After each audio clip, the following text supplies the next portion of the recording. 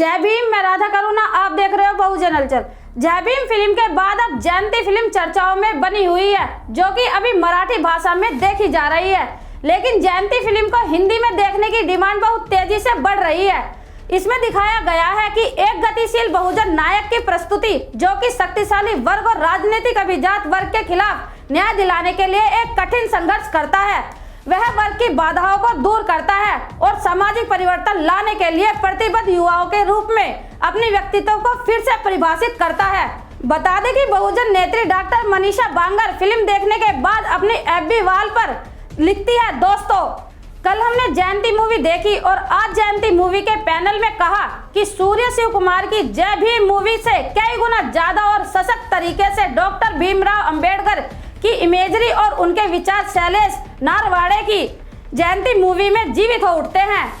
हमारे कहने पर ही सही, जरूर देखिए ये फिल्म। देश के हर तालुका और हर गांव में हर युवा युवती तक पहुंचाई जानी चाहिए ये फिल्म, ऐसा हमारा मत है। सब जानते हैं कि भारतीय सिनेमा ने आमतौर पर दलित, आदिवासियों और बहुजन पहचान से जुड़े मुद्दों और पात्रों की उपेक्षा की है। एक नायक की आक्रामक और अति मानवीय क्षमताओं को केवल उन पात्रों द्वारा चित्रित करने की अनुमति है जो सामाजिक अभिजात वर्ग की पहचान का प्रतिनिधित्व करते हैं। फिल्म में उस जाति के पात्रों को न्यायक, मोहरा या परोपकारी के रूप में दिखाया जाता है और केवल ऐसे लोगों के रूप में दिखाया जाता है जो व्यक्तिगत झगड़ों और सामाजिक समस्याओं में न्याय कर सकते हैं या अपराधी वर्ग को ध्वस्त कर सकते हैं। भारतीय सिनेमा में बहुजन समाज के पात्रों के लिए समान शक्ति और स्थान उपलब्ध नहीं है। हास्य की सामाजिक पृष्ठभूमि का एक चरित्र क्रोध की मुट्ठी या परोपकारी कृपया से भयानक सामाजिक संरचना को बदल सकता है। यह एक सक्रिय कथा नहीं है।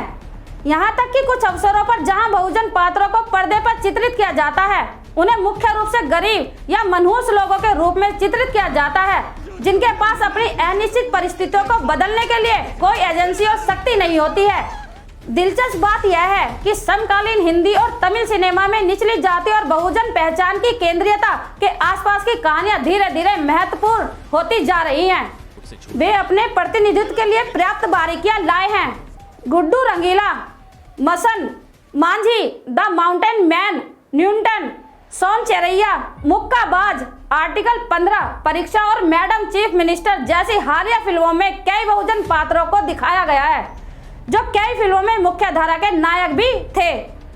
हालांकि अभी यह कहना जल्दबाजी होगी कि हिंदी सिनेमा में बहुजन सिनेमा शैली को बल मिल रहा है, लेकिन शायद इसके बीज बोए जा रहे हैं। पा रंजीत की फिल्में जैसे मनरास, काला, कबाली और सरपट्टा परंपराई की लोकप्रिय तमिल फिल्मों के साथ साथ वेत्री मारन की असुरन और मारी सेल्वराज की कर्नल ने सामाजिक वास्तविकताओं की जांच करने और समाज के हास्य के वर्गों के राजनीतिक दृष्टिकोण को समझने के लिए नए रास्ते खोले हैं। हाल ही में रिलीज हुई तमिल सुपरस्टार सूर्य की जय भीम इस शैली को और बढ़ाती है। यह सावलट्रन आदिवासियों से संबंधित मुद्दों को मुख्य धारा के विमर्श में लाता है। इसे सामाजिक न्याय पर अम्बेडकरवादी दृष्टिकोण के साथ पूरक करता है। इन फिल्मों ने भारतीय सिनेमा में जाति और दलित सवालों पर एक समृद्ध बातचीत की है और उन्हें मुख्य धारा का मंच प्रदान किया है। जयंती एक छोटे समय के गुंडे संतोष ऋतु राजवान खेड़े की कहानी बताती है, जो स्थानीय विधायक किशोर कदम के लिए काम करता है और उसे अपने सांप्रदायिक और पितृसत्तात्मक व्यवहार के बारे में कोई शिकायत नहीं है। हालांकि फूले अम्बेडकरवादी स्कूली शिक्षक से शिक्षा प्राप्त करने के बाद वह एक मेहनती, सामाजिक रूप से जागरूक उद्यमी में बदल जाता है। संतोष शिवाजी महाराज के जीवन के बारे में सीखते हैं और बाबा साहब अम्बेडकर के लेखन ने उन्हें सामाजिक रूप से जागरूक व्यक्ति बनने के लिए प्रेरित किया है। अपने व्यक्तित्व का निर्माण करते हुए वह एक आदिवासी बलात्कार पीड़िता के लिए लड़ने की अपनी जिम्मेदारी को नहीं भूलते हैं। यह फिल्म सामाजिक रूप से हास्य के समूह मुसलमानों सहित को उनके अनिश्चित सामाजिक आवास पर प्रतिबिंबित करने के लिए आमंत्रित करती है और उन्हें प्रगतिशील सामूहिक आकांक्षाओं के निर्माण के लिए प्रेरित करती है। शिवाजी के दबंग और देहाती पर्सन के रूप में मुख्य अभिनेता ऋतुराज की स्क्रीन पर उपस्थिति प्रभावशाली है। नागपुरी बोली में संवाद एक मिट्टी का स्वाद प्रदान करते हैं। महिला नायक तितिक्षा तावड़े को ज्यादा स्क्रीन समय नहीं दिया जाता है, लेकिन एक शक्तिशाली और जागरूक बहुजन लड़की के रूप में उनका चरित्र मराठी फिल्मों के लिए एक और नया है। मंगेश धाकड़े का पार्श्व संगीत फिल्म की गति को बढ़ाता है और गीत भीम सैनिक एक प्रेरक सामाजिक संदेश लाता है। महत्वपूर्ण रूप से बहुजन आंदोलन के वैचारिक दृष्टिकोण से एक सामाजिक संदेश प्रस्तुत करती है, जो मराठी सिनेमा के लिए एक दुर्लभ उपलब्धि है।